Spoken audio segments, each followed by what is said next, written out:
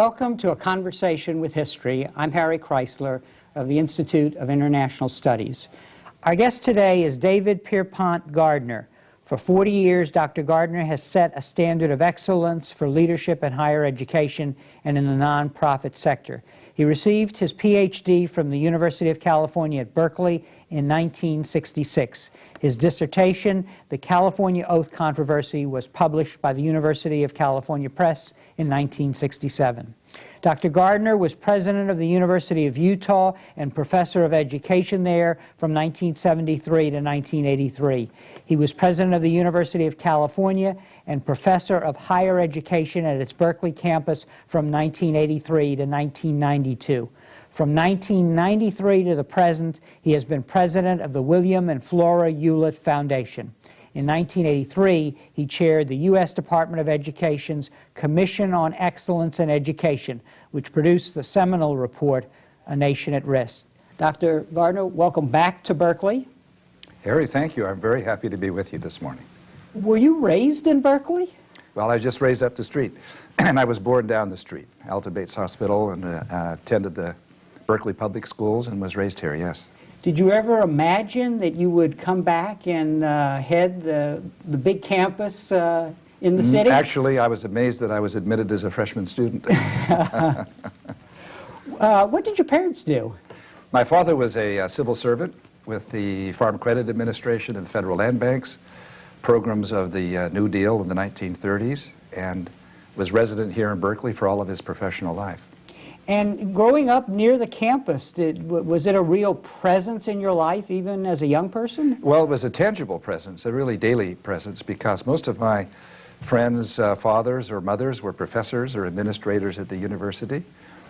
We would come on campus, play our football games on the fields here, find unauthorized ways of gaining admission to Memorial Stadium, and other events on campus, yes. It was a daily part of life, really. Looking back in the years before you went to college, do any mentors stand out, somebody who really had a formative influence on you? Well, interestingly enough, Robert Gordon Sproul, who was president here for 28 years, from the early 30s to the late 1950s, and a great figure in the history of the University of California, was a person whom I greatly admired and had occasion from time to time to come to meet and to know, especially during my years with the Alumni Association here. And I always admired him, his style, his verve, his respect for the institution, his standards, his way of doing things. In looking back at your youth, what stands out as formative experiences, formative factors in shaping your character? Mm-hmm. Well, there are many. Of course, the family would be primary. My mother passed away when I was 6. My father remarried, but irrespective of that tragedy, I had a very stable home life. It was a very loving home life. Developed a sense of security and confidence in me. That was the primary thing. My father and mother were both from Utah, and I had occasion, therefore, to work on my uncle's farms during the summer and on their cattle ranches, and I learned how to work. Get up at 5 in the morning and stop working at 9 p.m. I learned what work was. I learned how to earn a dollar and to respect what it meant. When I turned 13, my father said, well, here's 25 cents a week. We will provide you your home and your food, 25 cents a week, and the rest of it's your responsibility. So I learned how to be an entrepreneur early on. Manage a budget. Manage a budget, you know. The only money I had was what I had. That was very important. I played the piano for 5 to 6 years from age 6 on, and got up every morning and practiced. That gave me a sense of discipline and obligation, which I discharged most of the time. When I was 12, I really tired of the piano, went to the pipe organ. Loved the instrument, and as you know, the pipe organ has more than one keyboard, anywhere from 2 to 5 manuals, over 100 stops, which give you different musical sounds. You also have a keyboard which commands the use of your feet in the course of playing it. So there are 3 staffs on the musical score, and so forth. So one cannot play the pipe organ without concentrating on it. So I did learn how to concentrate, and I get up in the mornings. Every Saturday, I take a 2-hour bus ride to my teacher in Alameda, California, by bus, and was there for an hour, back home by bus for 2 hours every Saturday. Every morning I would get up, hitchhike to the church in the morning, practice for an hour in a dark church, and then walk to school.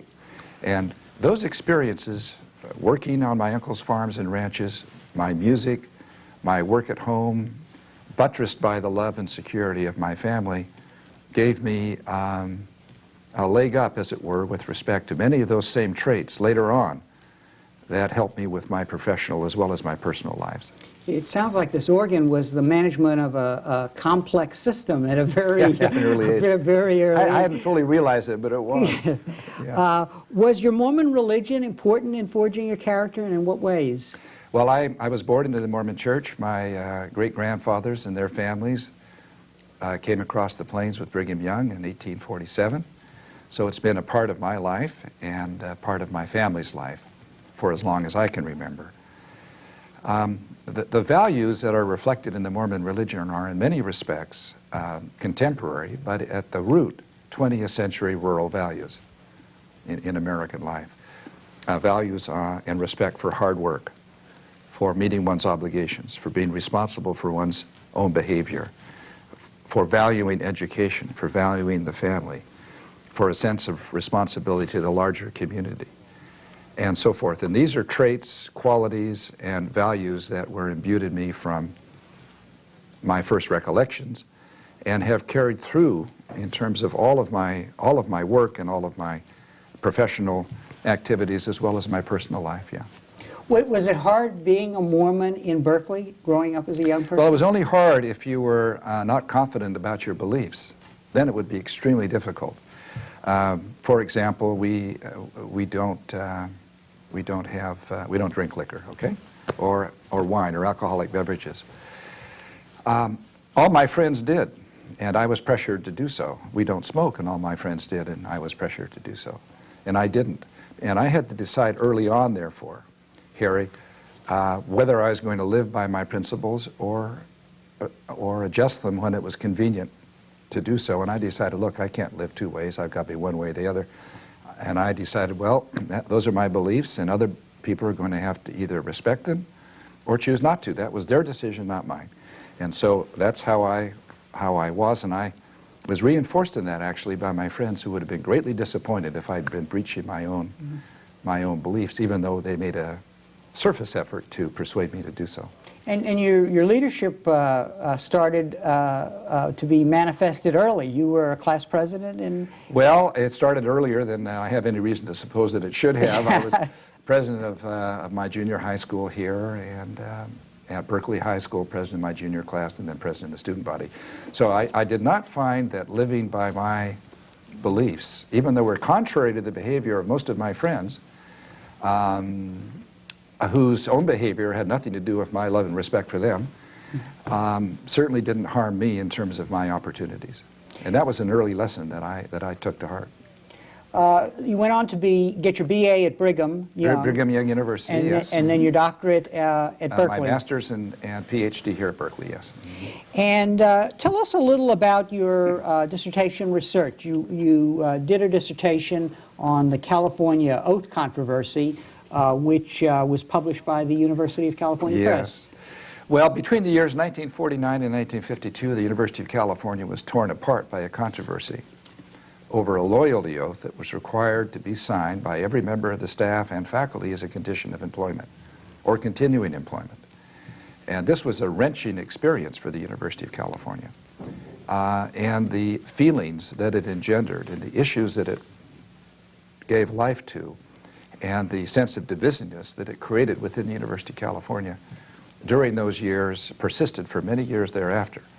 And indeed, there are direct links, which we don't have time to discuss, between the loyalty oath in the early 1950s and the free speech movement 10 to 15 years later. And so this was a seminal event in the University of California in many ways. So I chose to write about it because in reading about it, I was convinced that the story couldn't possibly have been told because in the published sources, everybody was saying the same thing. And I thought there couldn't be only one side to this issue. So I was determined to pursue that as my doctoral dissertation. The 3 members of my committee, all senior professors at Berkeley, all respected members of the faculty here, each one in his own way discouraged me from doing so, believing I could not gain access to primary sources, that I had to have the primary sources to do a credible job, which was correct, and that I would find failure in this initiative.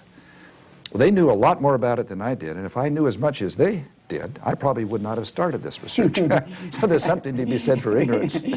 I brushed aside their concerns, confident that I would be able to do it, and through a series of determined efforts on my part and some luck, and certainly the help of key players, which couldn't have been counted on ahead of time, I managed to get the materials that I required, and the University of California Press liked the results and published the book. If I could summarize your conclusions and bounce them off of you to see if I'm correct, you seem to be saying, after looking in a very comprehensive way at this case study, that all the actors, the faculty, the administration, at a certain point lost sight of the common good, that there was a breakdown of consensus about the issues, and that in a way the dialogue within the university ground to a halt. Is that a fair assessment? Well, it is in one sense, but I would like to qualify it in another. I think the principal parties to this debate all thought they were doing the right thing. Right. That is, they were persuaded that their view was correct. They also would have argued that their position served the most fundamental interests of the University of California. But they obviously both couldn't have been right. And their inability to find some kind of common ground here is what injured the institution, and in many respects cost them both their principles. I mean, in a very real way. So this story is a wonderful accounting of how controversy can arise, how misjudgments can aggravate it, how egos and untrammeled ideology can perpetuate it, and how strong-minded people who are unwilling to take account of the other person's views can badly damage an institution whose interest all interested parties sought to serve. So it's a very interesting case study. I also discovered how power moved through the institution, where the levers were, how the various constituencies within the university interacted. Certain administrative decisions that were made, I learned not to make, and so forth. So it was a very instructive research for me personally, and I hope that it was in addition to the literature in higher education. And it could be something that you referred back to, if not as you did your work. I have a quote here from an article that you wrote on leadership for excellence about leading a university. I'd like to quote from you. Most academic communities cannot and will not be led by directives or slogans or the force of a single personality. They require consensus more than charisma. Building consensus requires in turn a leader who exercises persuasion, reason, civility, patience, high tolerance for ambiguity, a respect for competing views, and the flexibility to change his or her mind if that is where the evidence points. So the case you studied as a researcher was in some ways a negative with regard to that. It was an example of how the absence of some of those principles, PLES, precluded an accommodation of differing views in ways that permitted the institution to move forward without it being terribly divided and damaged in the process. And I think the statement you've read, at least as far as I'm concerned, remains as true today as when I wrote it. What does a university president do? Yeah, well, one of the great mysteries. It depends in part on the institution, whether it's public or private. Depends on the size and character of the institution. Depends on the institution's culture.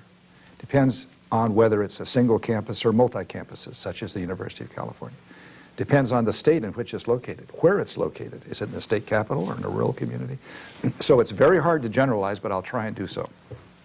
For public universities especially. These are public entities. They're created by the people for the benefit of the people, and we should never forget that. And if we have a tendency to take account of our own independence and autonomy in ways that are disregarding of that fundamental reality, in the end, the social contract with the people will be breached. What I mean by that is universities require a high degree of independence, a high degree of autonomy. They really need to have control over who's admitted, what courses are offered, what constitutes grounds for awarding a degree, who's employed on the faculty, who's advanced to tenure, who's promoted, who isn't, who's awarded the degrees, the standards that are required in the classroom. Those are really decisions that the university needs to be able to make without interference from the outside. They need to be accountable for those decisions. They need to explain those decisions. But the locus of authority to make those decisions really rests with the institution. Now, the public is willing to give that authority and independence to the university in exchange for something else. And what the public wants, in my view at least, is impartial scholarship, not polemics. They want an attention to teaching. They want credibility, integrity with the research. They want what the university knows to be shared with the public in the public service sense of the context, of that term. And there are certain expectations the public has as to the behavior of these institutions and the integrity of their work. And if that's breached, the public will then soon withdraw the autonomy and independence. Now, we saw that in the free speech movement. We saw it in the anti-war demonstrations. We saw it in the oath controversy. Each one of those events, and others I could mention but won't, cost the university in terms of public regard, public respect, and also in money and resources. So there's a price to be paid when the university breaches its own obligations. There's also a price to be paid when the public is overbearing, or through its elected representatives in Sacramento, seeks on its own initiative to breach the contract by directing the university with respect to certain issues. Now, the University of California, and this is a key point, Harry, just as I'm taking so long answering your question, it's a key point. Yeah. Only the University of Michigan and one or two other universities in the country has what the University of California also possesses, which is a university created by the Constitution of the state, not by statute. So in California, we have the executive branch of state government, we have the legislative branch of state government, we have the judicial branch of state government, and we have the fourth branch of government, and that's the University of California. Article 9, Section 9 of the Constitution creates the institution and gives unqualified authority to the regents to govern it, and puts on the regents the burden of keeping it free in its internal affairs from political and sectarian influence. So whenever it breaches that, I think the constitutional position of the university is at risk. But we're very fortunate. So when the university appropriates money to the University of California, it cannot earmark it. It can only give us so much money. It doesn't have to give us the money, but when the money's given, they cannot earmark it. Now we have informal understandings, but they cannot be formal. So in terms of the management, it depends upon all of these considerations and principles. You wrote an essay on leadership, which I read before the interview, and you were commenting on the extraordinary qualities of the founding fathers of the country. And you said they had a disciplined, informed, and sophisticated appreciation of their culture and civilization and the forces shaping it. Building on that definition, that seems to be what you're saying is required of someone who seeks to lead the University of California. I believe that's necessary, especially in this university, which is multi-campus, spread all across the state. Over 160,000 students, 155,000 employees, major medical centers and clinics throughout the state. We are the land-grant institution for the state, so we have the cooperative extension programs. We have the agricultural field stations. We have the agricultural experiment stations. We have 9 campuses with its research and public service and teaching obligations. We operate in over 80 countries worldwide.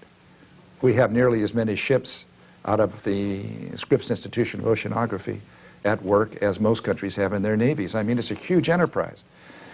And therefore, it's extremely difficult to get one's arms around. We're in a state with 34 million people, highly mobile state.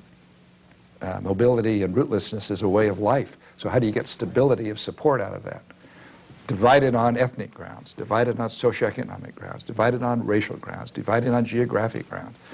And the legislature reflects these divisions. It's an extremely difficult state. Therefore, in order to have one's bearings, one has to know where one has been.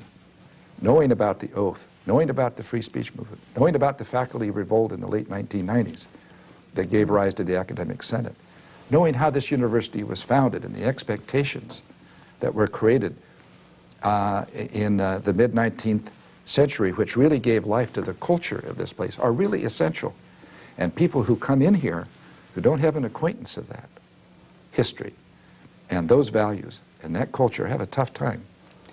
It sounds to me that you're saying that you really have to be a historian to do this job, to know the past. You have to have your ear to the ground, know what's happening right now, and really have some intuition putting all these things together about the future and how you want to shape that future. Mm-hmm. Well, if one doesn't possess this knowledge himself or herself, then you better have people around you who do, and you need to consult with them. I've been fortunate because I grew up in Berkeley and I know the university. I worked in it for many years before being asked to serve as its president. Others haven't. Although generally the University of California does draw from within, partly I think for these reasons. The other point I wanted to make out that is in the University of California, the Academic Senate has authority delegated to it directly by the Board of Regents, not through the administration. So they have authority that they should have, which is authority over the basic educational policy decisions of this institution. And therefore the president or the chancellors not only are obliged to work with them, but are fortunate to be able to do so because the balance that is created there over time, irrespective of the irritations and awkwardness that sometimes arise, is very good for this university. And it's a source of stability for this university. Therefore, the president has to allow for the fact that he or she does not possess all of the executive authority in this institution. Now, if we try to focus on what is the key component here, it sounds like that you're in the hot spot, you being the president, in trying to mediate the integrity of the university and mediate that with the environment in which it's embedded. So it's managing the outside pressures and the inside pressures for the benefit both of the state and of the university. That puts it very well. The question, of course, is how does one go about doing that? That's right. So, we'll get to that in a minute. I mean, you state that very well. That is the job. Now, I think it's important to keep in mind that the president of the university is the only executive officer who has responsibility for the entire institution. No one else does. When I say executive officer, I mean the authority to act. The vice presidents are really staff to the president. Their authority derives from the president's authority in an organizational sense of the term. The chancellors, of course, are really the chief operating or chief administrative officers for their respective campuses. They possess authority delegated to them. But they're interested in their campus. They obviously have to be interested in the university as a whole for that to work, but their primary focus is the campus, as it should be. But the president has responsibility for all of it. And the regents, which have the constitutional authority to govern this institution and possess ultimately all the authority, even though they give most of it away to the president and the chancellors and the academic senate, rely on the president to do the job. So at regents meetings, we have maybe 125 items that go to the board. Every one carries a recommendation from the president. There's not a recommendation from the chancellor or a dean or a vice president. It's from the president. So the president has that central responsibility. Now, the president is just not a passive party. receiving all these demands and requests and expectations from his or her colleagues. The president has to make things happen that in the end he or she thinks are best for the university. I'll give you an example. When I came in 1983, we had suffered through 16 years of very difficult budgets under Governor Reagan for 16 years and Governor Brown. And some of that was the result of the university's relation to the environment. Yeah, exactly. The politics Yeah. of the 60s. At least during the Reagan term. Yeah. And some residue of it, but for different reasons Yeah. under Governor Brown's administration, which would require another interview. Yeah, that's right. Anyway, that's where we were. So when I came in, there was a sense of, how do we survive the next fiscal year? Well, I took a tremendous risk because I went in 1 year, the 84-85 budget, to recover everything we lost in the previous 16 years. And I asked for a 32% increase in our operating budget. That was unheard of. There wasn't a single chancellor or vice president or regent who wanted me to do that. No one wanted me to do that. I was actively discouraged from doing it because we've been getting 1%, 2%, 3% budgets, and the feeling was if I asked for 32 and get 3, this is not going to look so good. Well, my view was this was my job. The only way I knew how to turn the university around was to turn it around, and we desperately needed to do that. Faculty salaries were off, and so forth. So I thought the worst that could happen would be I'd only serve 1 year. So that's okay. Other things I can do, that's not the problem. But you would have been sticking by your principles. I would have done what I thought was right. Yeah. Now, I couldn't bring people along. This is an example of what I mean by On your staff, leadership. you- See, right. I couldn't bring them along, and they were concerned for me. They didn't think I was wrong in terms of my assessment. They thought I was politically unwise with respect to the course I was intending. Well, I'd already had conversations with the governor about which no one knew. And which were encouraging to me, although I hadn't thought they were that encouraging. Well, in the end, we got everything we asked for. Okay, so in 1 year, we recovered everything we'd lost in the previous 16 years. Now, once that had happened, all the wheels were greased in the university. Money greases the wheels.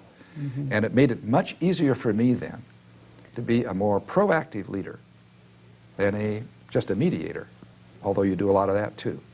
And that gave me the kind of credibility and currency in the bank, as it were, that I needed for people to kind of, come around and be supportive. That was important. Big risk. A theme that one hears again and again, and that comes out when one looks at your vita, is your role as a public educator, an educator of the public about important issues, taking the bully pulpit on both the report on excellence in education in the United States, and you were also, I believe, involved in the commission that emphasized the need for internationalization of the curriculum and so on. So tell us a little about that role. It's both an insider role and an outsider. You were just telling us that you had to educate the governor in private meetings, but you also have to take the bully pulpit and win the public. Well, I really believe that democracy works. I mean, on balance over time, I have a lot of respect for the average citizen. In the end, they're going to get it right. They're not going to get it wrong. They'll make mistakes in the end, but they'll get there. And therefore, it seemed to me one of the most important things I could do in the responsibilities I've had is not to act in ways that suppose people don't really understand and we're going to have to tell them. What I've got to do is help bring them along, help inform them, recognize they won't always get it, but in the end they really will. And so with respect to our report on a nation at risk, which dealt with the quality of K-12 in the United States, we were halfway through our work. The staff had prepared a draft. It was about 225 pages. I went up in the hotel room and started to read it and promptly went to sleep. I thought, read like a master's thesis. What? This is going nowhere, I thought to myself.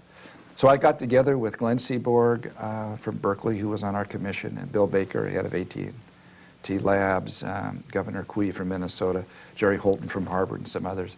I said, do you have the same reaction to this that I did? Yes. We discussed it. I then said, look, we're asked to make a report to government. Okay? Well, we will do that. Let's just pretend we're making a report to the government. What we really want to do is write an open letter to the American people, because we need their understanding, we need their support, we need their involvement. And moreover, it will change the whole character of the report. We'll write it in plain English, it'll be brief, it'll be to the point, unlike the tome we were reading last night. Everybody agreed this was a good idea. That's exactly what we did. When we presented it to President Reagan, there was a press conference that morning in the White House. They had very good questions. We prepared no press release, which obliged the reporters to read it. And it was short enough that they could do so. They had read it. They liked it. So it was a very encouraging response in the press that morning. The last question, however, was asked by Ted Fisk, who was the education editor of the New York Times. His question was, after Sputnik went up, there was a similar commission to yours. Their report had a whole series of proposals for the government to do this and to do that, very tangible. None of that's in your report, so why should we take it seriously? And Secretary of Education Bell was there, and I was there, and he turned to me, and Ted said, I think you should answer that question. Okay, I said. And the point I made was the one I just did, Harry, that you know, the Commission believes that in our society, the government works best if the people are informed. Now, we could have written a report to the government, but if the people weren't interested, nothing would have happened. If the people are interested, government soon will be. And that was the answer I gave, and I believe that. And that's why that report succeeded, I might add, in kicking off a major set of reforms in K-12 education in the United States. So I've always believed that. When I was at Utah, we adopted new admission standards to the University of Utah. First time we'd had any, really.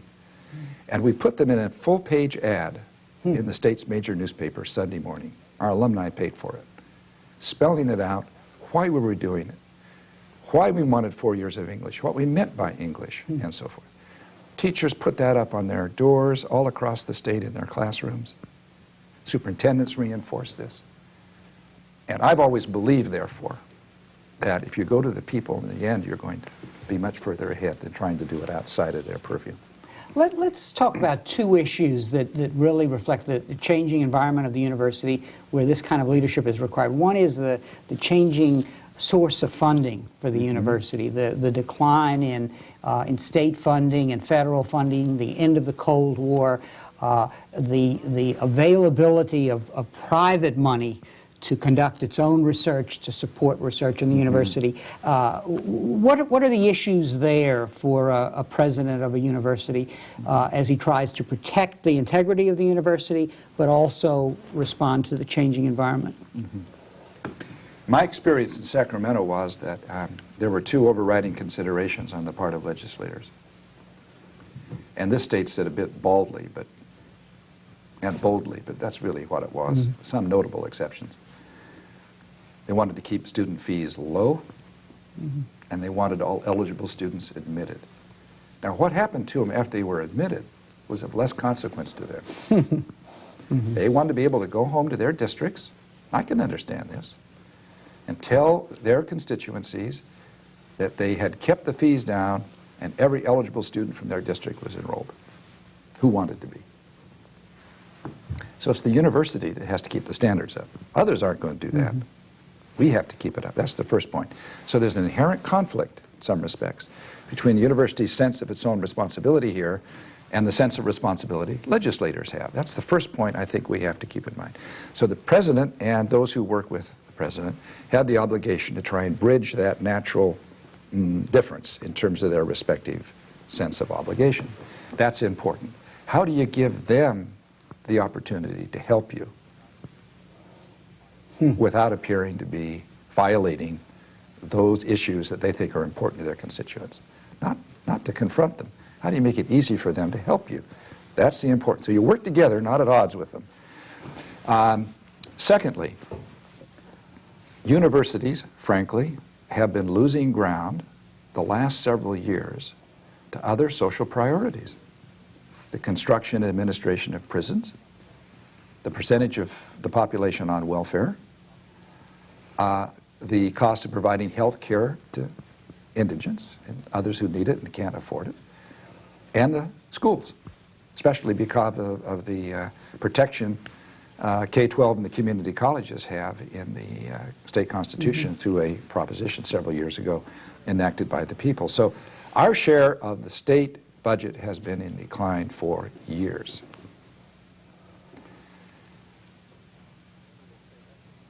Now, people will say that's a new phenomenon. That is not a new phenomenon. In the 1970s, when Governor Brown was president, was governor, wanted to be president, but he was governor, the state had a surplus of funds, billions of dollars in surplus, but they were not spending it on the University of California. So it's not just a question of not having enough money. There's some other force at work here.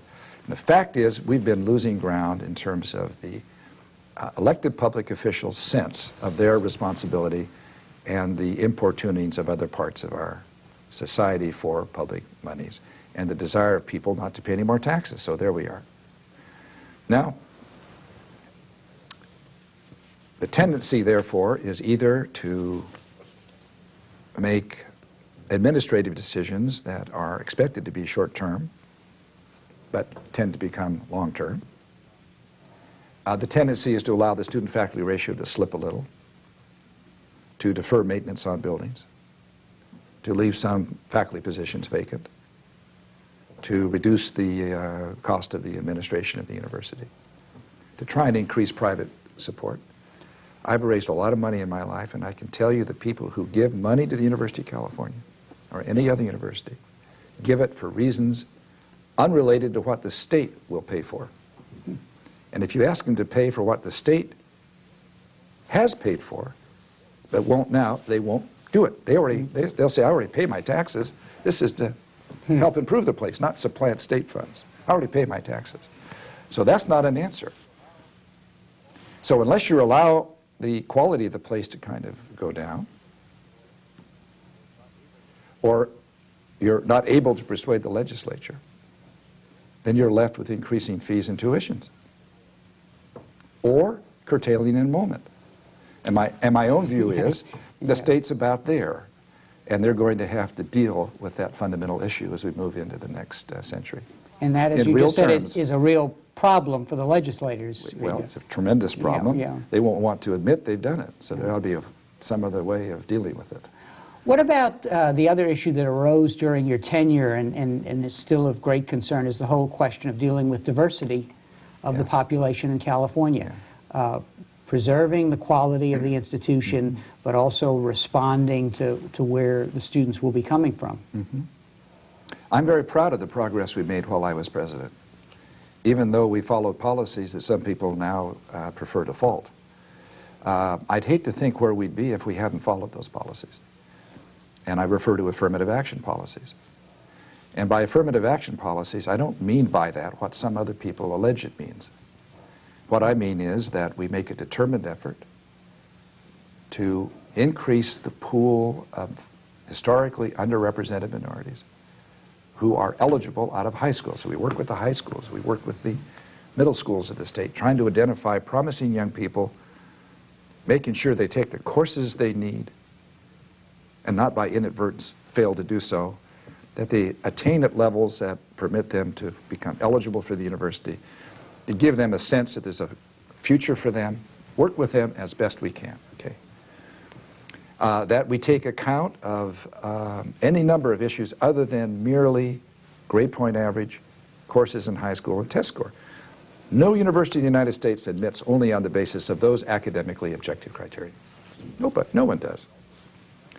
So we also take account of the fact that people live in a very large state. We want them from every county in the state. We want them from the suburbs, from the inner cities, from the metropolitan areas. We want them from every socioeconomic group. We want all races and ethnic groups represented here, not in any quotas, and not by making exceptions to our admission standards. And we want them here coming from a variety of experiences they've had and so forth. Because I've always believed we don't just admit individual students to the university, we are admitting a class to the university. And we want these young people to interact with one another, learn how to live with one another, how to get along. If they don't get along, then how to figure it out. And that's an important part of their education. So I regard that as a very important part of our educational mission. Those who suggest that somehow we have been subverting the university standards either are ignorant about the realities or prefer not to know. Because the average grade point of the undergraduate student body at the University of California has never been higher, even with our affirmative action policies. Now, is the affirmative action policy a perfect policy? No. Is it perfectly administered? No. Do we make mistakes? Yes. Do we learn from the mistakes? Most of the time. Okay. And I discussed this with the regents at length in 1990 in a special meeting. And we discussed our affirmative action policies in contracting and purchasing and personnel and admissions. And at the end of the day, one of the regents, extremely frustrated, because he thought this was full of ambiguities, which it is, said there ought to be a solution to this problem, and directed that to me. It was a statement, not a question. I said, Regent so-and-so, for those of you who believe that there's a solution to this problem, you do not comprehend the problem. And for those of us who comprehend the problem, there is no solution. If our policies appear to be somewhat ambiguous, and in evolution, they are. It's necessary. We're in part muddling through an extremely complex and difficult social problem. And we better get it right. Now, if you want to clarify this, rather than live with the ambiguity, we'll have divisiveness within this university in the state of a kind that you will not welcome, and in the end you cannot sustain. So there's something to be said for muddling through on issues of this kind.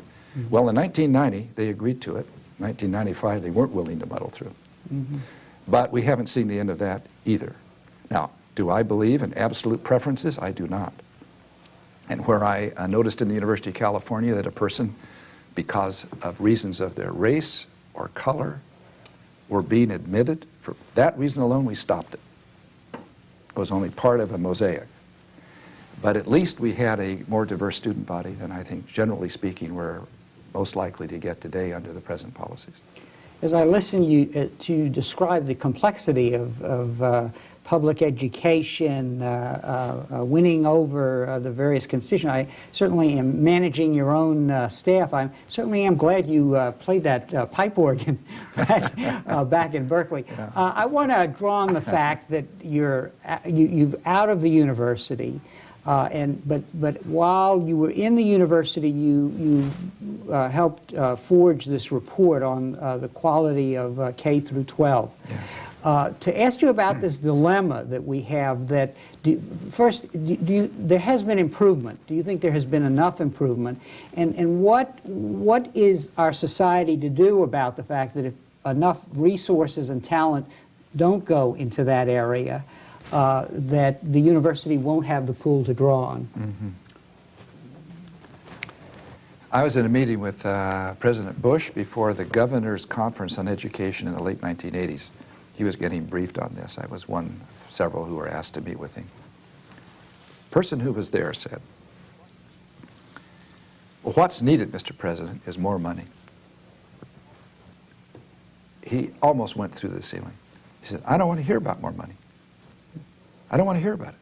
He said, appropriations per student adjusted for inflation since the early 1970s to the mid-1980s had gone up, I think it was 50-something%, I forget the exact figure. That cannot possibly be the problem. Now, in the report, A Nation at Risk, we didn't call it out as the main problem either. We addressed the curriculum. That it's a cafeteria now, where the desserts and the entree are not clearly distinguishable. Okay? Where a course in bachelor living carries as much weight as a course in English composition. Right? So there are problems there. We talked about expectations that we have of our young people. And what message are we giving to them that as their performance declines, their grades are going up? I mean, it's the wrong message. Third, we talked about the need for better ways and means of compensating teachers.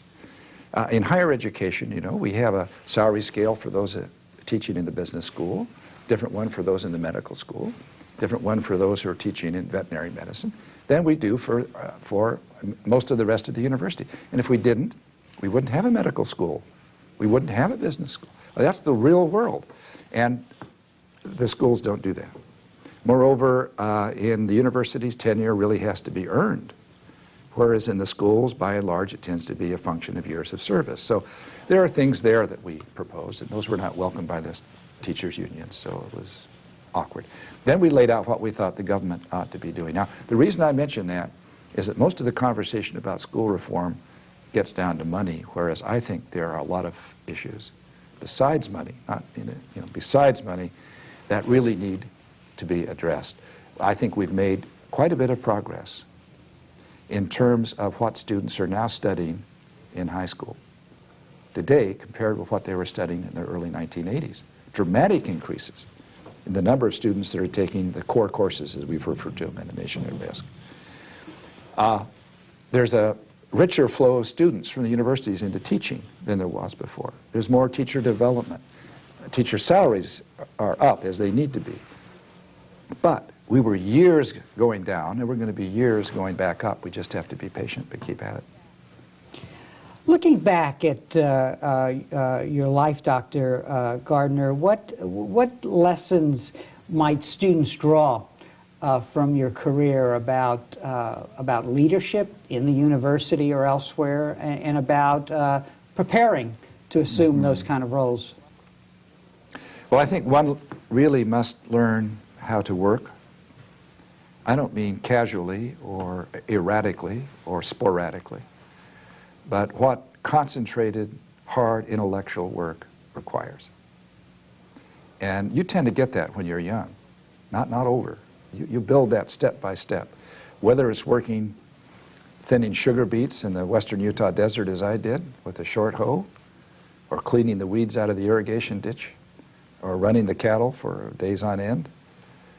You stick with it. That's a job you have to do. So you learn how to work. You have to learn how to concentrate. I learned how to concentrate when I was a graduate student at Berkeley, really, and we had 2 young children at home, and I was working full-time and in graduate school. And I come home and I had to study whatever the noise level. So the roof can fall and I'll hardly notice it if I'm concentrating. So those are experiences you tend to get when you're young, and then you simply build on them as you get older. Secondly, you have to have sufficient confidence in yourself that you're willing to act on your own judgment. But you shouldn't be so arrogant as to suppose you can somehow instinctually know what the right answer is. Mm-hmm. You have to consult with people who know more about it than you do, preferably people who are smarter than you or who've had more experience than you. And you weave that together, and then you decide, well, what's possible? See, I decided it was possible to get that budget. Mm-hmm. I did not think it was impossible. Everybody else thought it was impossible. I thought it was possible. If I thought it was impossible, I would not have tried, because I don't believe in going to the barricades and dying there. If I know how to go around or through the barricades, I'm willing to try it. I'm not willing to die in the barricades. So, because when you're dead, you're dead. You're not there to live another day to try. So, but you need to be willing to take some risks with leadership, or you won't be exercising it. Third, you shouldn't be concerned with who gets the credit for it. For example, there's the first new professional school in the University of California in over 20 years was created at UC San Diego when I was president. It was the Graduate School of International Relations and Pacific Studies. Well, that was an idea that I planted with Dick Atkinson, who's now president of the university, but who was then chancellor at San Diego. And I said, it can't really be known that I suggested it, or that's the surest way to kill it. So that's right. Why not at Berkeley? You come to me with the proposal, right? Right. And I'll consider it sympathetically, but that's the way it has to go. So I also exerted leadership, at least as I understood it, by planting ideas, but taking no credit for them. By, in fact, giving credit to other people, which has never been a problem for me. As a matter of fact, they deserved it, because they made it happen, even if it wasn't their initial idea. They made it happen. Mm-hmm. That's a process in itself that warrants that kind of acknowledgement and recognition. So that's another form of leadership. Out of sight, private. There are other times, on the other hand, where the president needs to be out front. And even if it's a very unpopular position, for example, I oppose divestment for reasons that I thought were sufficient. I also understood that people who had different views on this issue were people I could respect. You know, honest people could have different views on that issue. Well, I had one view of it. After having studied the issue very carefully, I concluded that the university, I'm not talking about individuals, the university acting collectively as a corporate entity ought not to do that. We didn't invest in South Africa because of apartheid. I thought we shouldn't divest because of it. And there are a lot of arguments for remaining as against leaving. Putting that aside, I was vilified, really vilified during that. Never lost a night's sleep over it because I felt that I was right on that issue. Now, in the end, majority of the regents thought I was not right. But I didn't, resign or go pout or something. That's their responsibility to make that decision. It's not mine. It was my responsibility to help lay out the issue and to share with them my thoughts and my recommendations. If they don't want to follow it, fine. But that's leadership too. And one doesn't always have to win to continue to be a leader. That's another thing I think that's very important.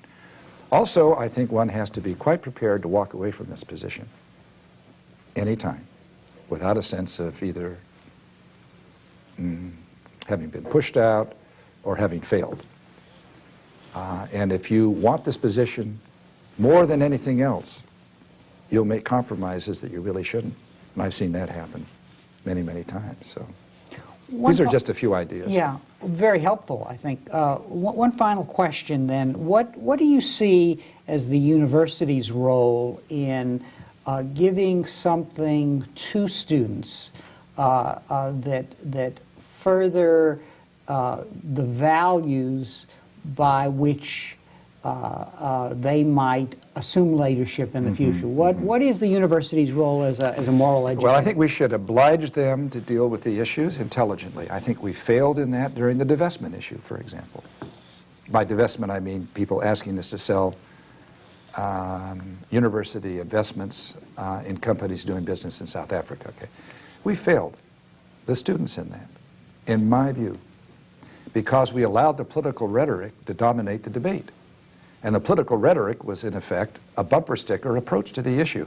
If you were for divestment, you must be against apartheid.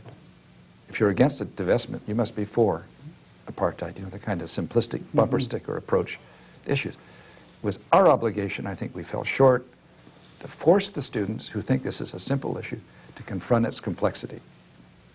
Okay.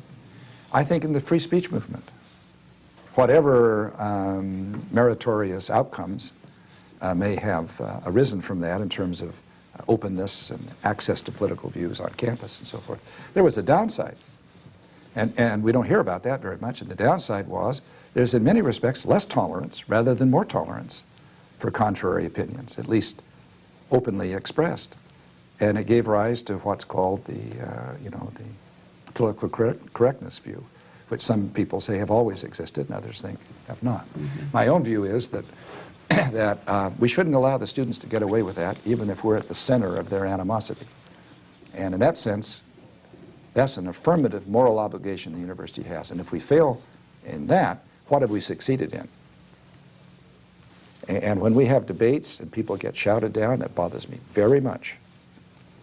Or when people launch ad hominem attacks simply because they disagree with someone, that's the last resort of a demagogue. And I think that ought to be pointed out. And I think the university has an affirmative, not a passive obligation, to instill the students with those kind of values and respect for evidence, including negative evidence, analysis, reason, respect.